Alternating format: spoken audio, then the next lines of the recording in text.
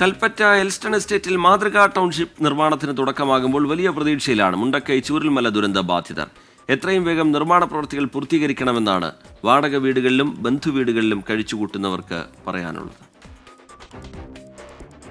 മുണ്ടക്കൈ ചൂരൽമല ഉരുൾപൊട്ടൽ ദുരന്തത്തിൽ വീട് നഷ്ടമായവർക്കുള്ള സ്നേഹഭവനങ്ങളുടെ നിർമ്മാണമാണ് ആരംഭിച്ചത്. കൽപ്പറ്റ ബൈപ്പാസിനോട് ചേർന്ന് സർക്കാർ ഏറ്റെടുത്ത എൽസ്റ്റൺ എസ്റ്റേറ്റിലെ 64 ഹെക്ടർ ഭൂമിയിൽ 434 വീടുകൾ നിർമ്മിക്കും.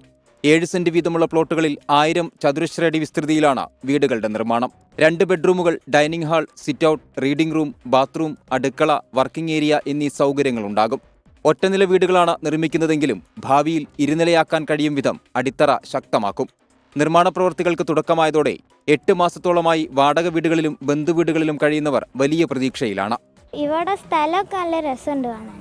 സന്തോഷം തന്നെ. വീട് ഇത് സ്ഥലം കണ്ടുമ്പോൾ തന്നെ ഞങ്ങൾ പള്ളം നിറഞ്ഞു. അതേമാതിരി ഞങ്ങൾക്ക് വീടാട്ടെ.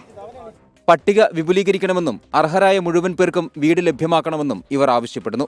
സന്തോഷത്തിന് പിന്നെ നമ്മളെ കൂടെ ഒരുപാട് ആളുകൾ ഉൾപ്പെടുന്നുണ്ട്, അതും കൂടെ ഉൾപ്പെടണം.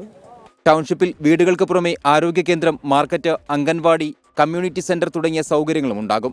വിപുലമായ സൗകര്യങ്ങളോടെയാണ് വീടുകൾ നിർമ്മിക്കുന്നത്. ഡിസംബറോടെ നിർമ്മാണ പ്രവൃത്തികൾ പൂർത്തീകരിക്കാനാകുമെന്നാണ് പ്രതീക്ഷ. വയനാട് എൽസ്റ്റൺ എസ്റ്റേറ്റിൽ നിന്ന് അഭിലാഷ് പള്ളിക്കരക്കൊപ്പം സമീർ സി മുഹമ്മദ്, 24.